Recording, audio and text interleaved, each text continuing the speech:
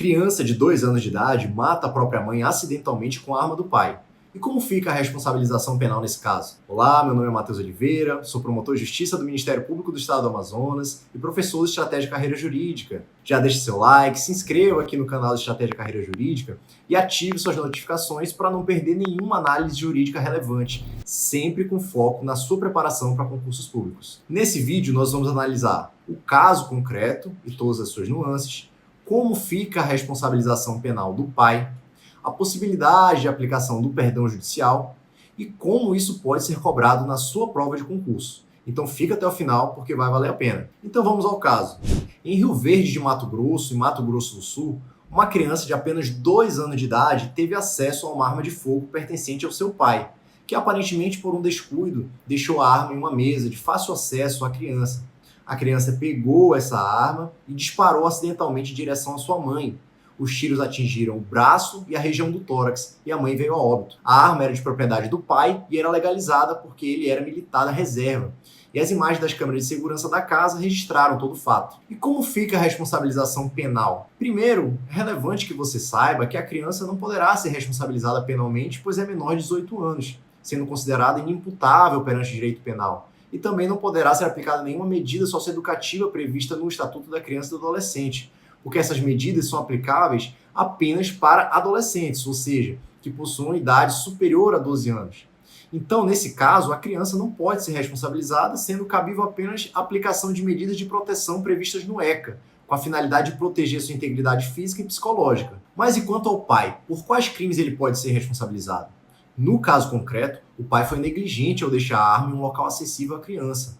E pelo vídeo é possível observar que ele deixou a arma em uma mesa de altura baixa, de total acesso à criança. Aparentemente não há nenhum indício de que demonstre que houve um dolo eventual por parte do pai, de que ele teria assumido o risco de causar o resultado, não se importando com as consequências.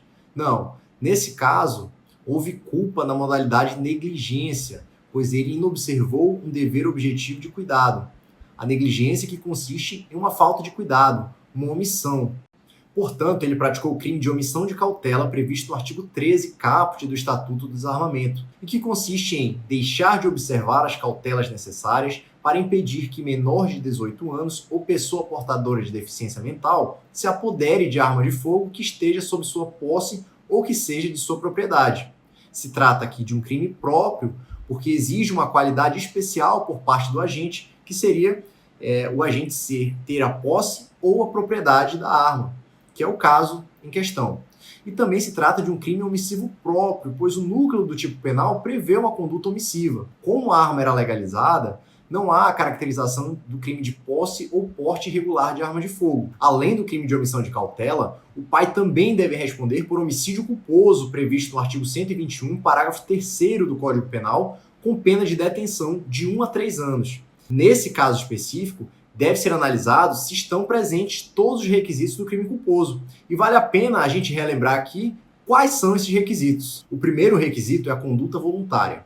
O segundo é o resultado naturalístico involuntário, ou seja, o resultado não pretendido pelo agente. O terceiro requisito é o nexo causal, que é o que liga a conduta ao resultado, conforme a teoria da equivalência dos antecedentes. Porque nesse caso específico, a omissão do pai foi sim uma das causas que gerou a morte da vítima.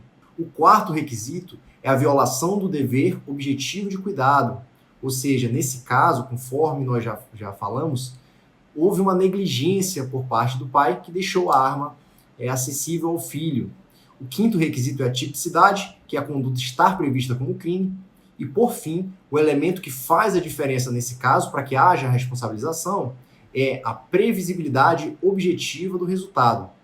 Nessa situação, era absolutamente previsível para uma pessoa com capacidade mediana, ou para o homem médio, como diz a doutrina, prever que deixar a arma em um local de fácil acesso para uma criança poderia fazer com que ela tivesse acesso a essa arma e disparasse acidentalmente contra uma pessoa. Houve, nesse caso, uma omissão imprópria, ou um crime comissivo por omissão, em que o tipo penal é comissivo, ou seja, descreve uma ação, mas o agente responde mesmo tendo adotado uma conduta omissiva, pois ele tinha a obrigação de evitar esse resultado, conforme o artigo 13, parágrafo 2º do Código Penal, que nos diz que a omissão é penalmente relevante quando o omitente devia e podia agir para evitar o resultado. O dever de agir incumbe a quem? A linha A, tenha por lei a obrigação de cuidado, proteção ou vigilância. A linha B, de outra forma, assumiu a responsabilidade de impedir o resultado. A linha C, com seu comportamento anterior, criou o risco da ocorrência do resultado. Por isso, todos os elementos de responsabilização pelo crime culposo restaram preenchidos nesse caso. Vale fazer uma ressalva aqui, que diferente seria se, por exemplo, um adolescente de 12 anos, por um descuido do pai, tivesse acesso à arma de fogo, levasse essa arma para o colégio e dolosamente matasse outro aluno. Nesse caso, a responsabilização do pai seria diferente. Ele responderia apenas pelo crime de omissão de cautela. Primeiro, porque não haveria possibilidade de concurso de agente no homicídio, porque a conduta do pai seria culposa e a do filho seria dolosa. Então não haveria a unidade de desígnios e nem o liame subjetivo que são necessários para caracterizar o concurso de agente.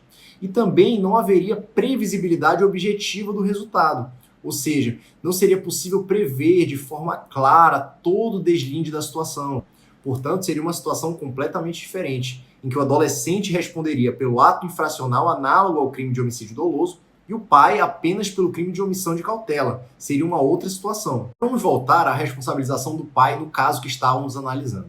Uma dúvida que surge é: o pai responderá pelos dois crimes em concurso ou apenas pelo crime de homicídio culposo com base no princípio da consunção? Para parte da doutrina, haveria concurso de crimes entre a omissão de cautela e o homicídio culposo, devendo o pai responder por ambos os crimes, pois cada crime viola bens jurídicos distintos. A omissão de cautela tutela a segurança e a incolumidade pública, e o homicídio tutela a vida.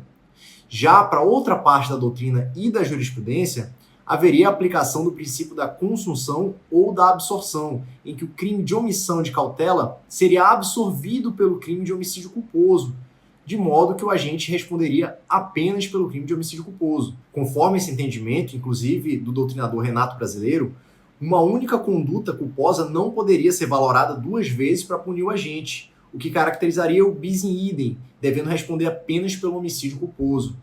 É importante que você saiba esses dois posicionamentos para uma eventual prova discursiva. Se tratando de prova objetiva, essa questão precisa ser analisada com cautela, e eu entendo que o segundo posicionamento seria o mais seguro. Outra dúvida que surge é possível a aplicação do perdão judicial nesse caso? E a resposta é sim. De acordo com o artigo 121, parágrafo 5º do Código Penal, na hipótese de homicídio culposo, o juiz poderá deixar de aplicar a pena se as consequências da infração atingirem o próprio agente de forma tão grave que a sanção penal se torne desnecessária. No caso que estamos analisando, é inegável que as consequências do crime atingiram o pai da criança de forma até mais grave do que uma própria pena criminal, porque ele perdeu a esposa e envolveu a criança também nessa situação, o que vai gerar consequências para o resto da vida. Portanto, cabe ao juiz analisar o caso concreto e decidir pela aplicação ou não do perdão judicial, e caso decida pela concessão, será extinta a punibilidade do agente. Inclusive, há jurisprudências nesse sentido. E como tudo isso pode ser cobrado numa prova de concurso? Agora que você já entendeu o caso, os pontos mais importantes, olha só como isso pode aparecer numa questão de prova. Eu criei uma questão inédita para representar como a banca pode cobrar numa eventual prova de concurso. Então vamos à questão. Caio, uma criança de apenas 2 anos de idade, brincava na varanda de casa quando encontrou uma pistola calibre .380 carregada, deixada sobre a mesa por seu pai Pedro minutos antes, ao se ausentar momentaneamente para preparar um café na cozinha. Caio manuseou o armamento e, de forma acidental, efetuou um disparo que atingiu sua própria mãe, levando-a a óbito. Todo o ocorrido foi registrado pelas câmeras de segurança da residência. Considerando apenas os dados narrados, assinale a alternativa correta. Alternativa A. O pai responderá apenas pelo crime de omissão de cautela previsto no Estatuto do Desarmamento, pois a conduta da criança é atípica e rompe o nexo causal quanto à eventual responsabilização por homicídio. Essa alternativa está errada, pois nesse caso específico, o pai responderá pelo crime de homicídio culposo, pois agiu com negligência na guarda da arma, havendo nexo causal e previsibilidade objetiva do resultado, configurando o crime por omissão imprópria, uma vez que tinha o dever de agir para evitar o resultado, pois com seu comportamento anterior criou o risco da ocorrência do resultado, conforme artigo 13, parágrafo 2º do Código Penal. Alternativa B. A criança poderá ser submetida a medida socioeducativa nos termos do Estatuto da Criança e do Adolescente, tendo em vista a gravidade do resultado. A alternativa também está errada, pois, como nós já vimos, criança, ou seja, pessoa com menos de 12 anos, não se submete a medidas socioeducativas. Alternativa C. É juridicamente impossível a responsabilização do pai pelo homicídio culposo, uma vez que o resultado morte não foi diretamente causado por ele, mas por terceiro inimputável. A alternativa também está errada, porque o pai agiu com negligência, conforme nós já vimos, deixando a arma à disposição do seu filho e havia previsibilidade objetiva do resultado. Se não houvesse essa previsibilidade, ele não responderia. Mas nesse caso, a previsibilidade é clara, gerando a responsabilização do pai pelo homicídio culposo. Alternativa D.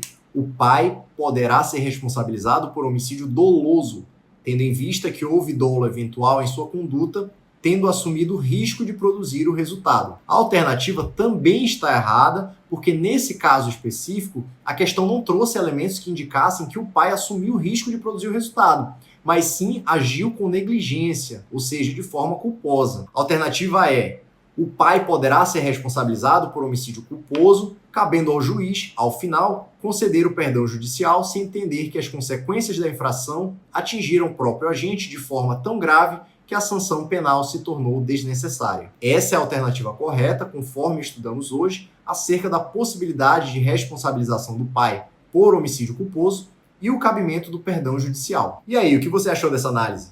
Comenta aqui embaixo a sua opinião sobre o caso, siga o Estratégia Carreira Jurídica, me siga também nas redes sociais, @MatheusOliveiraMP, para você sempre ficar por dentro das melhores análises e que vão te ajudar na sua aprovação. Um abraço e sucesso nos estudos!